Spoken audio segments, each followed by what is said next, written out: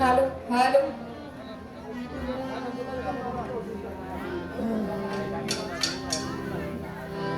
Hello hello এবার আপনারা সবাই কেমন আছেন? যে যেখানে আছেন, যেহেতু নামাজের বিরতি আমাদের শেষ, সবাই আপনারা আবার যথাস্থানে চলে আসেন। দেখুন, পালা হইতেছে জীব এবং পরম।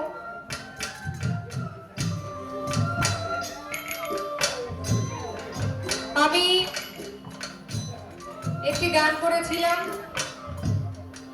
আলিফ লাম মিম সম্পর্কিত একটি গান, এবং গানের মধ্যে অনেকগুলো কথা ছিল, তার বিষয় ছিল, তারপরে আরো কিছু কথা ছিল। এখন আজকে যিনি পরম গাইলেন, আমি কি বলবো, সে ভালো গাইছে, নিঃসন্দেহে সে ভালো গাইছে, আমি খারাপ বলবো না।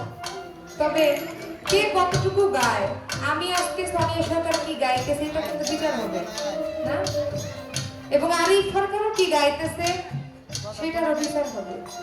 মানে এটা আপনি আমি না, যারা দর্শক আমাদের গান শুনতেছে তারা করবে। যেখানে কথা সেখানে যদি কথায় যদি বাবা না করে দেন মজা লাগে। তো যাই হোক, আপনি আমার ভাই হন, আপনাদের আমি আর কি করবো। তারপরে আগে যাই শত্রুতা ছিল ওগুলো ভুলে গেছি, আমি ভালো মানুষ হয়ে গেছি, নাইলে কিছু কথা কইতাম। তারপরে দু একটা কথা আমি প্রশ্ন উত্তর কি দিয়েছিলাম এগুলো বলবো না, এটা যারা জ্ঞানী গুণী আছে তারা বুঝতে পারছে, তারা বুঝবে। এখন আমাকে বলতেছে যে এই পরম যদি না থাকে, তোমার ভিতরে যদি পরম না থাকে, তাহলে তুমি তো ভেটকি বেড়া করে থাকবা। আচ্ছা, আপনার কাছে আমার এইটাই একটা প্রশ্ন, আমি যে ভেটকি বেড়া করে থাকুন জি, আপনি কই যাইবেন? তো মানে আপনার এই স্থানটা কোথায় হবে? আমি তো ভেটকি বেড়া করে থাকুন, কিন্তু আপনি যে পরম, আপনি কোন জায়গায় যা লুকাইবেন? খালি তো পাইছেন ওই যে কাহিনী একটা পাইছেন, ওই যে বেহুশ চৈতন্য দানের মধ্যে একটা কাহিনী লেখা হয়ে গেছে, নবুয়ত বেলায়েত পালা দিলেও যে একই কথা, নবী তত্ত্ব দিলেও একই কথা, ওই জীব পরম দিলে একই কথা, মানে ওই যে কই কালুবালা ছিলা, মানে ওইগুলা নিয়ে খালি সব জায়গায় এক কথা চলে না ভাই, কি কর। আর বলতেছে সে গান করছে, কি গান? দেখবি যদি আয় তোরা রূপ দিয়া এই জগৎ গড়া। এই রূপটা আসলে কার রূপ? হাদিসে কোরআনে আসছে ইন্নাল্লাহ খালাকাল আদম আলা সূরাতিহি, অর্থাৎ আমার মাওলা পাক আল্লাহ বলেছেন আমার সূরতে আমি আমার আদমকে সৃষ্টি করেছি, এবং সেই সূরত দ্বারাই সকল কিছু তৈরি। তাহলে আপনার সূরত যদি আপনি জীবকে দিয়ে থাকেন, তাহলে জীবের সূরতেই যদি সবকিছু হয়ে থাকে, তাহলে এখানে তো পরমের কোনো বাহাদুরি দেখি না। আমি এখানে কোনো পাল্লা করার জন্য কথাগুলো বলি নাই, বলছি জীবকে ছাড়া যেমন পরম চলতে পারবে না, পরমকে ছাড়াও ঠিক তেমনি জীব চলতে পারবে না। তবে যদি আপনি হিসাব করেন, হিসাব করলে দেখা যাবে জীব মানে পরম একটু পরেই আসছে, জীব ছাড়া পরম কিছু।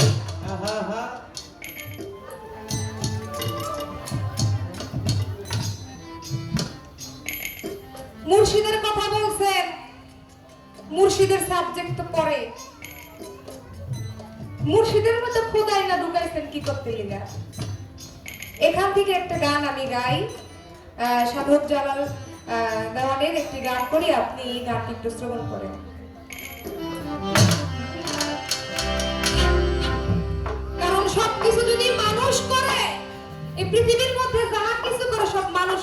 বাবা, তাহলে আপনি খুদার মাত ভরিটা পুত্র দেয়, আমি তো এই জায়গায় দেখলাম না। এখান থেকে একটা গান আপনি একটু শুনুন। মানুষ ভজ করেন খোঁজ,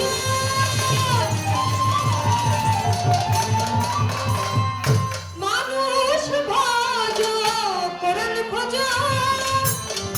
পাতায় পাতায় সাক্ষী আছে। মানুষ থুইয়া খোদা ভজ, ওরে মানুষ থুইয়া খোদা ভজ, এই মন্ত্রণাকে দিয়াছে। মানুষ কয় প্রকার? এক মানুষ হচ্ছে ট্যাফেল, আরেক মানুষ হচ্ছে কামেল। আর ট্যাফেল মানুষ যারা তারা হচ্ছে অসম্পূর্ণ, আর কামেল যারা তারা হচ্ছে স্বয়ং সম্পূর্ণ মানুষ। যেমন আজকে আমার আবেগ চান, আমার আরশেদ পাগল।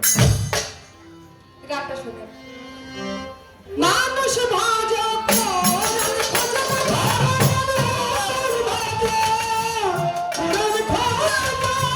মানুষ ভজ পাতায় পাতায় সাক্ষী আছে। মানুষ থুইয়া খোদা ভজ রাখো, মানুষ থুইয়া খোদা ভজ, এই মন্ত্রণাকে দিয়া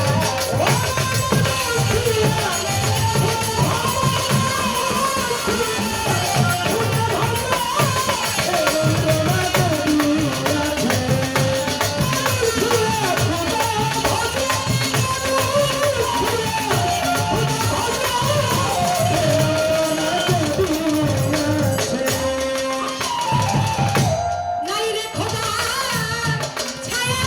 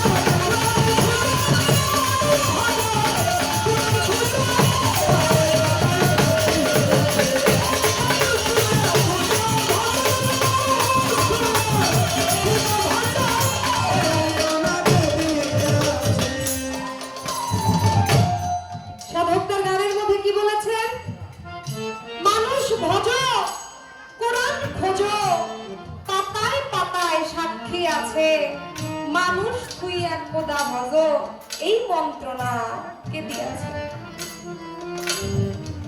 মানুষে কই রাস্তে কর্ম, কত পাপ কতই ধর্ম, বুঝতে পারবি নিঘুর কর্ম, সকলই এই মানুষ কই রাস্তে।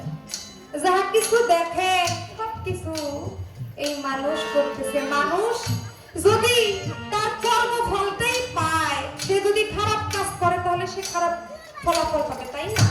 আমি যদি ভালো কাজ করি তাহলে ভালো কাজের আমি রেজাল্ট পাবো। তাহলে এই না আপনার মাতব্বরিটা কোন জায়গায়?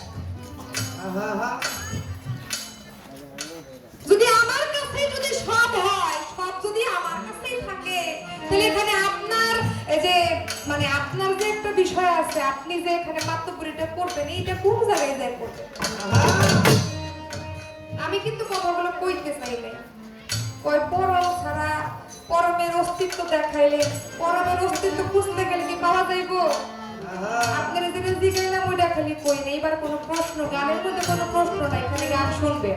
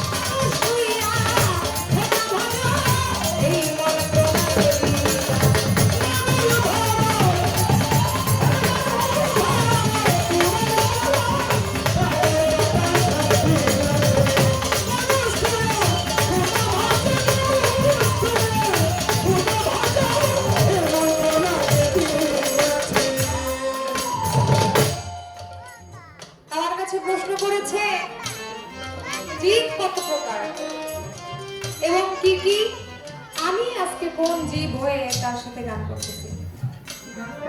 জীব হচ্ছে 5 প্রকার। কি হলো?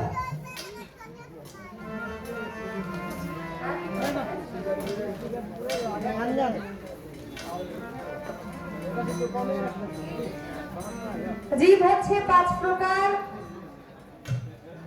কি কি? সূক্ষ্ম জীব, বদ্ধ জীব, তটস্থ জীব, নিত্য জীব এবং হচ্ছে মুক্ত জীব। এবং আজকে আমি কোন প্রকারের জীব হয়ে গান করছি? আজকে আমি মুক্ত জীব হয়ে গান করতেছি, যার কোনো কিছুই বাঁধন, কোনো কিছুই না। এতটুকুই মনে হয় কথা ছিল, তবে আরো কিছু কথা বের হয়ে আসতো যদি ওই পয়েন্ট মতো যাওয়া যাই তো, তবে মালিক যেটা চায়, যতটুকু চায় তার থেকে তো বেশি কিছু হওয়া সম্ভব না, তাই না? দয়াল যতটুকু শুনবে, যতটুকু সে চাইবে ততটুকুই হবে। এটা আমার আশিক পাগলের খেলা, এখানে আপনার কোনো মাতব্বরি সকলেই মানুষেরই কাছে, সকলেই জীবের কাছে। পরবের ভূমিকাটা যে কোন জায়গায় আপনি দাঁড়ায় গেলে এই কথাটাই আমারে কইবেন, তাইলে বোঝা যাইব পরবের অস্তিত্ব আসলে কত।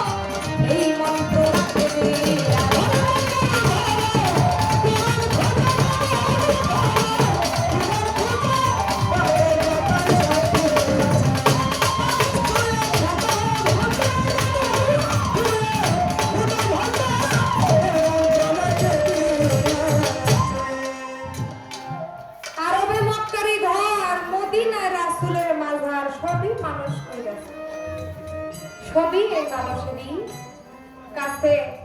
তাই তাই বলেছে 18,000 মাখলুকাতের মধ্যে এই মানুষ হচ্ছে সর্বশ্রেষ্ঠ জীব। যে জিনিসটা অন্য কোন প্রজাতি অন্য কিছু পারে না, এই জিনিসটা মানুষ করে দেখাইছে, তাই না? এই মানুষের মধ্যেই সবকিছু, এই মানুষের মধ্যেই সবকিছু নিহিত আছে।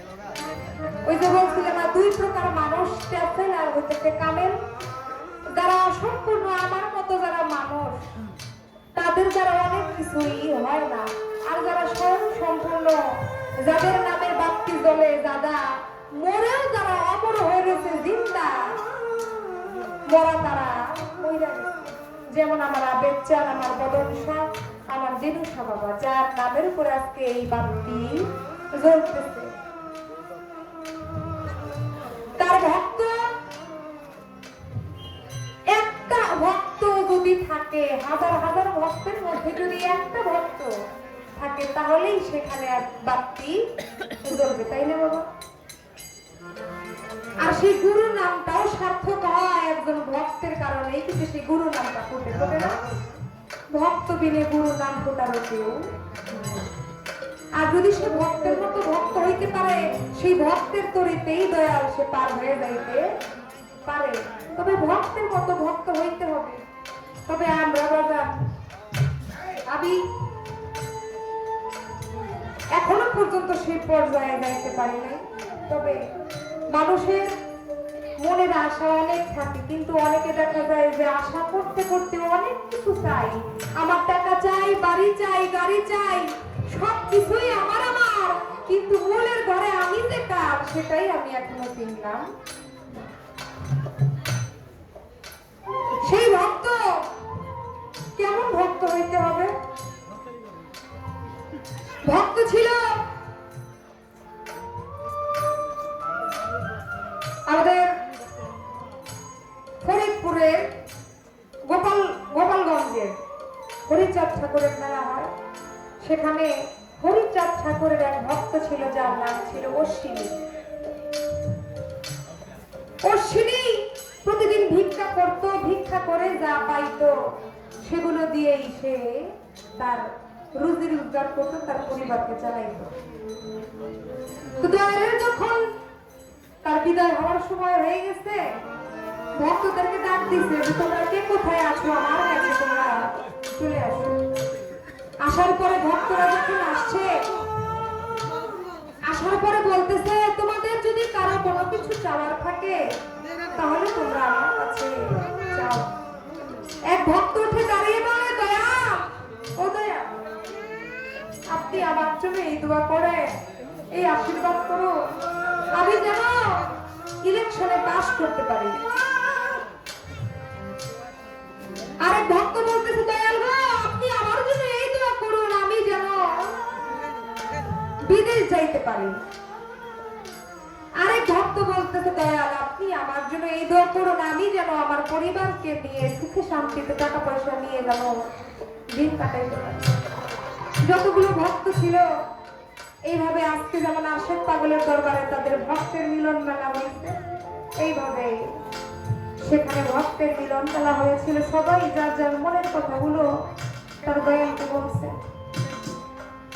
বলার পরে অশ্বিনী দূরে এক কোণে সে বসে আছে। হরিচাঁদ ঠাকুর অশ্বিনীকে ডেকে বলতেছে, অশ্বিনী ও অশ্বিনী,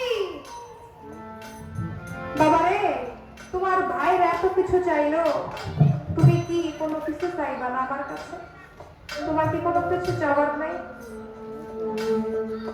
তখন অশ্বিনী দয়ালের কাছে আসছে, আইসা দয়ালের চরণের মধ্যে পড়ে গিয়ে দয়ালকে বলতেছে, দয়াল আমি যদি আপনার কাছে চাই তাহলে আপনি কি আমাকে দেবেন?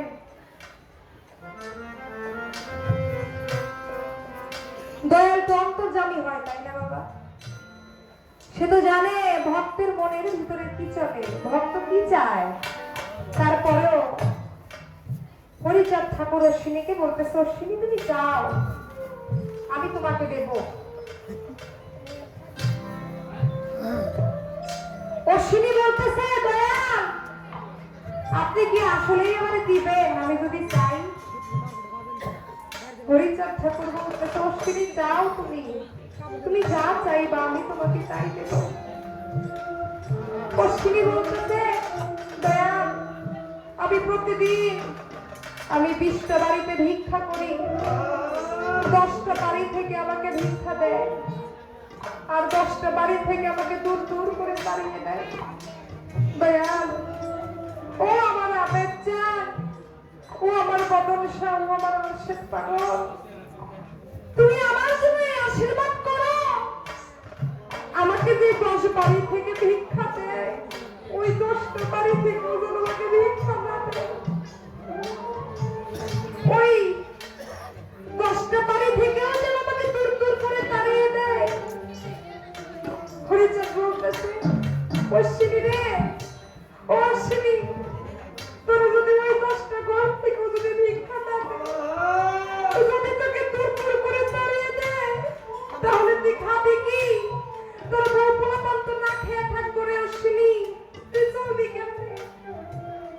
অশ্বিনী বলতেছে, দয়াল রে, ওই 10টা ঘর থেকে যখন আমাকে ভিক্ষা দেয়, তখন আমি যে আমার আবেদ চন্দ্রের নাম, আমি যে আমার আশিক পাগলের নাম, আমি যে আমার মন্দের ছাইতে বলতে পারি না। ওরে তুমি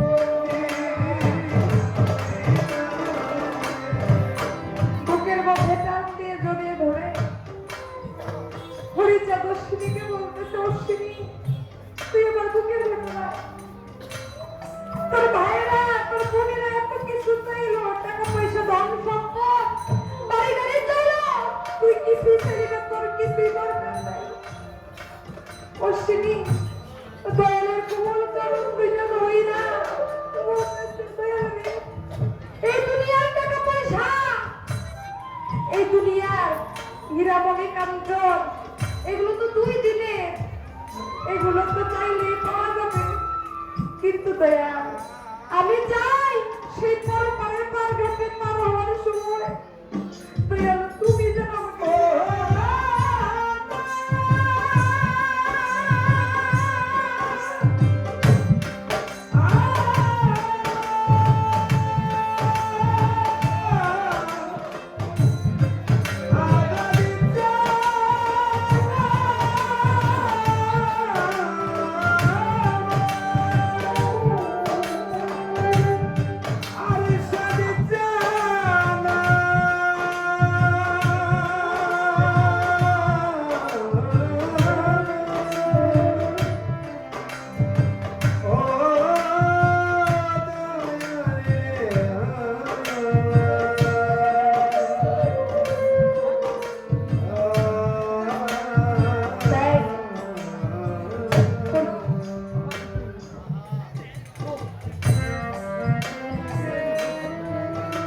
অশ্বিনীকে বুকের মধ্যে ধরে বলতেছে, আমি যেটাই যাই না কেন, আমি তোকে ছাড়া কোথাও যাব না।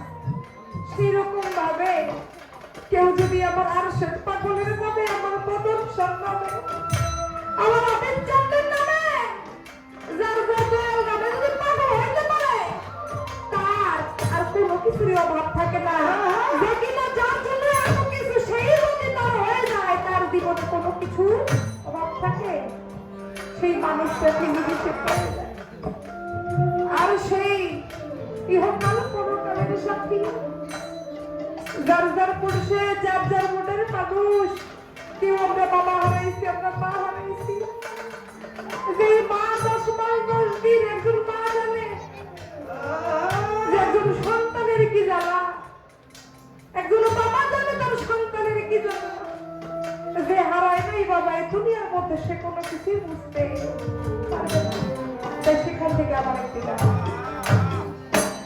কেউ রইল না রে, এই দুঃখিনীর দরদিয়া কেউ রইল না, আমার কেউ রইল না রে, এই দুঃখিনীর দরদিয়া কেউ রইল না। ওরে আমি দুঃখে পইড়া যেই ডাল ধরি, আর সে যে পাগল সেই ডাল ধরি